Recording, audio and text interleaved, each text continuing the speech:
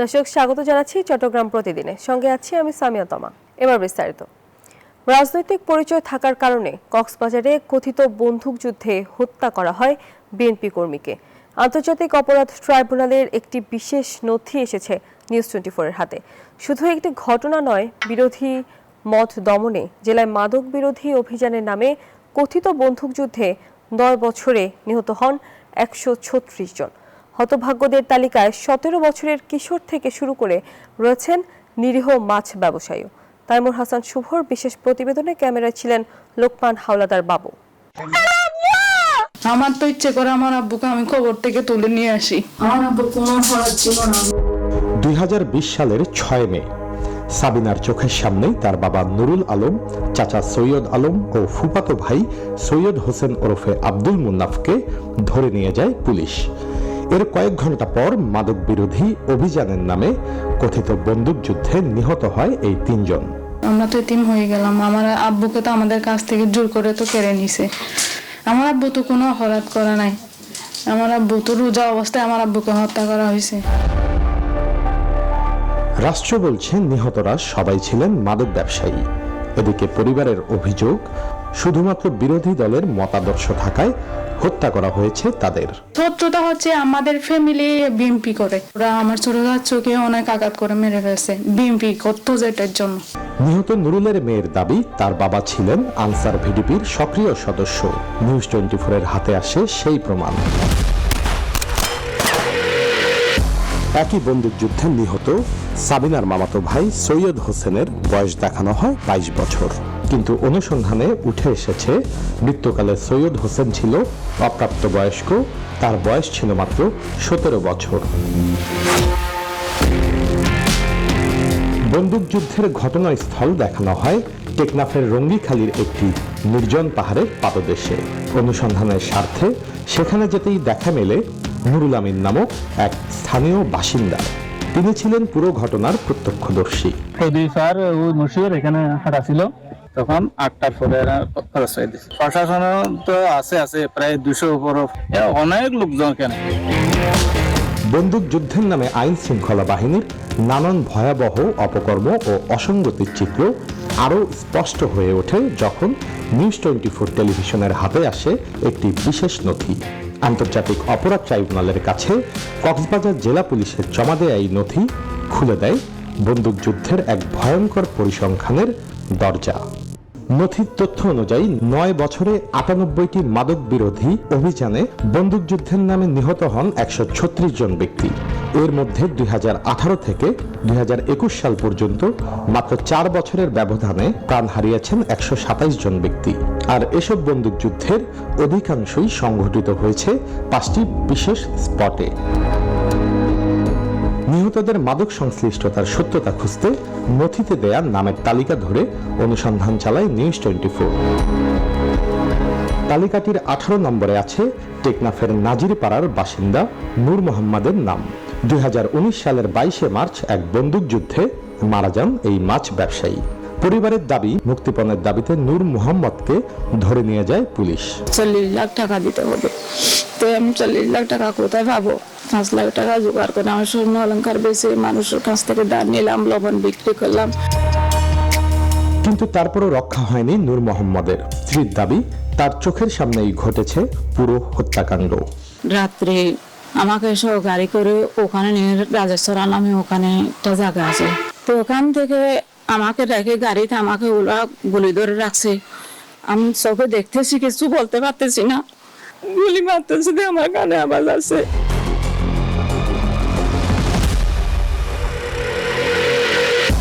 এদিকে স্থানীয় বাসিন্দাদের দাবি, মাদক ব্যবসায়ীদের নামের সঙ্গে নামের মিল হলেই বন্দুকযুদ্ধে হত্যা করা হয়েছে নিরীহ মানুষকেও। আপনার নাম হচ্ছে আব্দুল্লাহ, আমার নাম আব্দুল্লাহ, আপনি মানে ওনাকে গিয়ে দিয়ে 6 টাকার বান্ডিল দিয়ে আমাকে মারেন। এরকম মানুষ অনেক মারে। 800 উপরে মানুষ আছে। এখন প্রশ্ন হচ্ছে, কক্সবাজার জেলায় বন্দুকযুদ্ধে নিহতদের ন্যায় বিচার প্রাপ্তিতে আন্তর্জাতিক অপরাধ ট্রাইব্যুনালের তদন্তের অগ্রগতি কতটুকু? কক্সবাজার সহ বাংলাদেশের অন্যান্য জেলায় ক্রসফায়ারে আরো যে ঘটনাগুলো আছে আমরা খোঁজ খবর নিচ্ছি এবং আমাদের তদন্ত সংস্থা এগুলি কাজ করছে। এদিকে মানবাধিকার কর্মীরা বলছেন, বিগত আওয়ামী লীগ সরকারের শাসন আমলে মাদক বিরোধী ও সন্ত্রাস দমনের নামে দেশের আনাচে কানাচে বন্দুকযুদ্ধের বলি হয়েছেন অসংখ্য নিরীহ মানুষ। একটা ক্রসফায়ারের মহোৎসব এটা আমরা দেখেছি। র্যাব এবং পুলিশ এবং ডিবি এরা যত্রতত্র এই ধরনের ঘটনা ঘটিয়েছেন, বিশেষ করে কক্সবাজারে। মানবাধিকার কর্মীরা বলছেন, আইনের রক্ষক যখন ভক্ষকের ভূমিকায় অবতীর্ণ হয় তখন ভেঙে পড়ে রাষ্ট্রের মেরুদণ্ড। তারা বলছেন, এই ঘটনায় ন্যায় বিচার না হওয়া পর্যন্ত রাষ্ট্রের এই রক্তদাগ মুছবে না। তাইমুর হাসান শুভ, নিউজ 24, কক্সবাজার।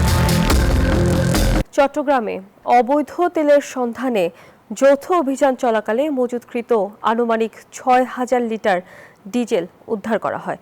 দুপুরে চট্টগ্রামের পতেঙ্গা এলাকায় জেলা প্রশাসনের উদ্যোগে বিশেষ অভিযান চালিয়ে এসব তেল জব্দ করা হয়।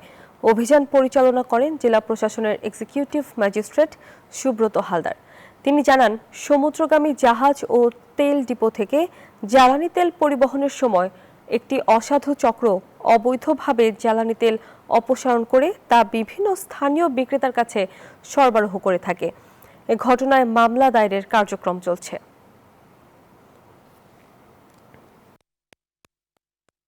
বান্দরবানে তেল সংকটে বিপাকে পড়া পর্যটক ও স্থানীয়দের দুর্ভোগ লাঘবে বন্ধ থাকা ফিলিং স্টেশন খুলে নিজে দাঁড়িয়ে তেল বিতরণের ব্যবস্থা করেছেন বান্দরবন ৩০০ আসনের সংসদ সদস্য সাচিং প্রু জেরি। শুক্রবার দুপুরে শহরের বিভিন্ন ফিলিং স্টেশন পরিদর্শনে যান তিনি। এ সময় ফিলিং স্টেশনে যানবাহনের দীর্ঘ সারি দেখা যায়। এ সময় তেল সরবরাহ না করায় ক্ষোভ প্রকাশ করেন তিনি। তাৎক্ষণিকভাবে সংশ্লিষ্ট ফিলিং স্টেশনের মালিক পক্ষের দ্রুত খুলে দেওয়ার নির্দেশ দেন। পরে তিনি নিজে দাঁড়িয়ে থেকে পর্যটক ও স্থানীয়দের মাঝে তেল বিতরণ কার্যক্রম শুরু করেন।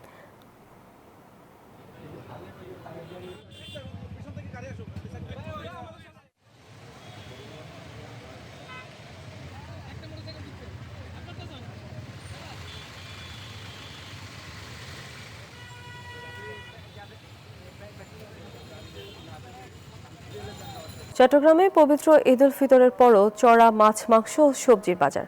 ভোগান্তিতে সাধারণ ক্রেতারা। ক্রেতাদের অভিযোগ, বাজার তদারকির অভাব এবং সরবরাহ সংকটের অজুহাতে ঈদের পরও কৃত্রিমভাবে দাম বাড়িয়ে রাখছেন। ছুটির দিনে চট্টগ্রামের বাজারে ক্রেতাদের সমাগম বুঝে বাড়তি দাম হাঁকছেন বিক্রেতারা। রিয়াজউদ্দিন বাজারে গিয়ে দেখা যায় 1000 টাকায়ও মিলছে না 1 কেজি গরু মাংস। ক্রেতারা জানান, 1 কেজি গরু মাংস কিনতে গুনতে হচ্ছে 1050 থেকে 1100 টাকা। ঈদ গেছে, ঈদের পরবর্তীতে বাজার একটু কম হওয়ার কথা, ঈদের আগে তো বাড়তি। রমজানের সময় যে দাম তার চেয়ে মনে হয় একটু বেশি দাম এখন রাখা হচ্ছে, 1100 টাকা কেজি। শুধু গরিব না, মুরগি তরি সবকিছু এখন মানুষের বিয়ে দিয়ে দিতে হিমচিম খাই যাচ্ছে। এইদিকে বিক্রেতারা দেখাচ্ছে নানা অজুহাত। সোনালী মুরগি একটু চাহিদা বেশি দিয়ে সেজন্য একটু দাম বেশি, মার্কেটে মালও শর্ট সেজন্য, আর ফার্ম এখন সস্তা হয়ে গেছে। 1200 থেকে 1300 টাকায় মিলছে 1 কেজি খাসির মাংস। তবে ব্রয়লার মুরগির দাম একটু কমে 185 টাকা কেজিতে বিক্রি হলেও সোনালী মুরগির দাম 370 থেকে 400 টাকা কেজি।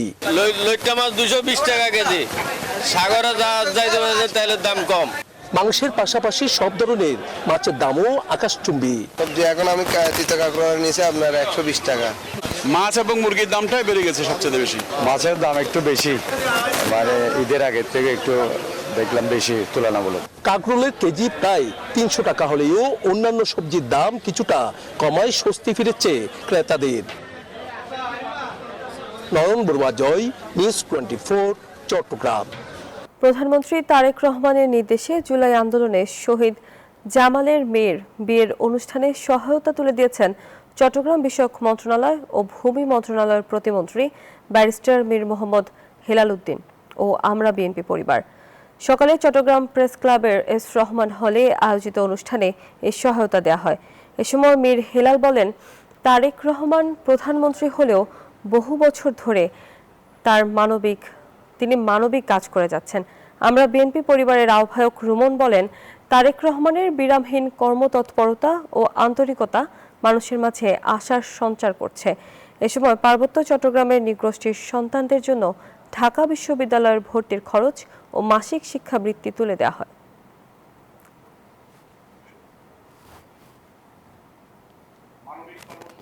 ঈদের এক সপ্তাহ পরেও বান্দরবানে কাটেনি ঈদের আমেজ।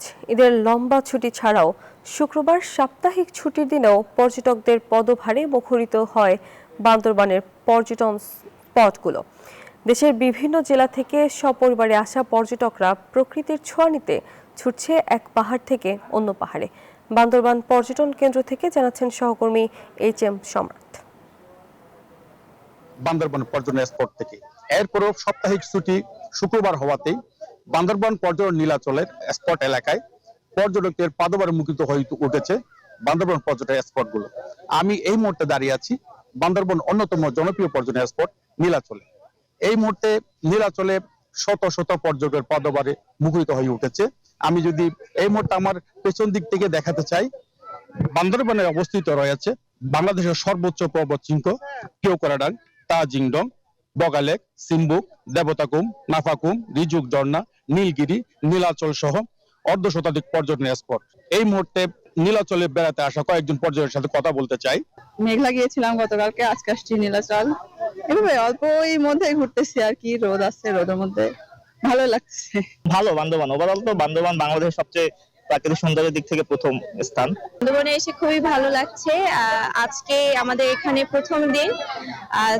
আজকে আমরা নীলাচলে এসেছি আর আগামী কালকে হচ্ছে আমরা চিম্বুক পাহাড়, তারপর হচ্ছে নীলগিরি আরো জলপ্রপাতগুলো পরিদর্শন করব। অনেক আগে থেকে হোটেল মোটেল বুকিং হয়ে গেছে। নিরাপত্তার বিষয়টা যদি আমি বলতে চাই, আমি জেলা প্রশাসন এবং পুলিশ প্রশাসনের সাথে কথা বলেছিলাম। জেলা প্রশাসক যেটা জানিয়েছে, হোটেল মোটেল নিয়ে এবং পরিবহন নিয়ে যেন অরাজকতা সৃষ্টি না হয় এবং অতিরিক্ত ভাড়া যেন আদায় না করে, সেই জন্য ভ্রাম্যমাণ আদালতের পরিচালনা করা হচ্ছে। এবং বাড়তি নিরাপত্তার বিষয়ে যদি বলতে চাই, পর্যটকরা যেন কোনো অবস্থাতে হয়রানির শিকার না হয়, কোনো সিনকেটের শিকার না হয়, সেই জন্য সাদা পোশাক এবং পুলিশ সহ গোয়েন্দা নজরদারি সহ আইন শৃঙ্খলা বাহিনীর ব্যাপক প্রস্তুতি রয়েছে। HM সম্রাট, নিউজ 24, বান্দরবান। ঈদের টানা ছুটি শেষে প্রথম সাপ্তাহিক ছুটির দিনে কক্সবাজার সমুদ্র সৈকতে পর্যটকদের উপচে পড়া ভিড়। পর্যটন সংশ্লিষ্টরা বলছেন, ঈদের পর থেকে লাখেরও বেশি পর্যটক সৈকতে এসেছেন। এ বিষয়ে আরো খবর জানাচ্ছেন সহকর্মী ইরফানুল হাসান। পবিত্র ঈদ উল ফিতরের টানা ছুটি শেষ হয়েছে। আজকে ঈদের পরে প্রথম সাপ্তাহিক ছুটির দিন শুক্রবার কক্সবাজার সমুদ্র সৈকতের পুরো এলাকা জুড়ে পর্যটকে মুখরিত পুরো এলাকা। এখন আমরা আছি কক্সবাজার সমুদ্র সৈকতের কলাতলি এলাকায়। এখানে আজকে যতদূর চোখ যায় ততদূর পর্যটকের সমারোহ। একেবারে সকাল থেকে ভোরের আলো উঠে যাওয়ার পর থেকে কক্সবাজার সমুদ্র সৈকতে পর্যটকে মুখরিত হতে থাকে।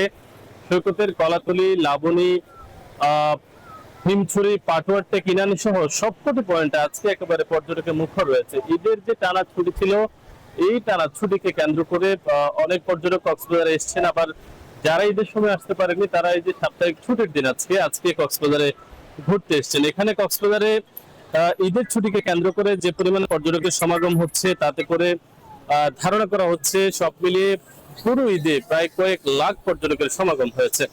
এবং এখন পর্যন্ত কক্সবাজারে ঈদের ছুটি এবং সাপ্তাহিক ছুটিকে কেন্দ্র করে কোনো ধরনের অপ্রীতিকর ঘটনার খবর আমরা পাইনি। এবং প্রশাসনের পক্ষ থেকে যে নিরাপত্তা ব্যবস্থা জোরদার করা হয়েছে তা মোটামুটি বলবৎ রয়েছে। এবং এখানে যারা কক্সবাজারের সমুদ্র সৈকতে নামছেন তাদেরকে নিরাপত্তা দিতে এখানে লাইফ গার্ডের কর্মীরা কাজ করছে। পাশাপাশি সমুদ্র সৈকত এলাকা জুড়ে টুরিস্ট পুলিশের বেশ উপস্থিতি আমরা লক্ষ্য করেছি। তবে পর্যটকদের কিছু অভিযোগ রয়েছে। হোটেল মোটেলে ভাড়া বৃদ্ধি থেকে শুরু করে রেস্টুরেন্টে অতিরিক্ত দাম নেওয়ার যে অভিযোগগুলো রয়েছে সেগুলো রয়েছে।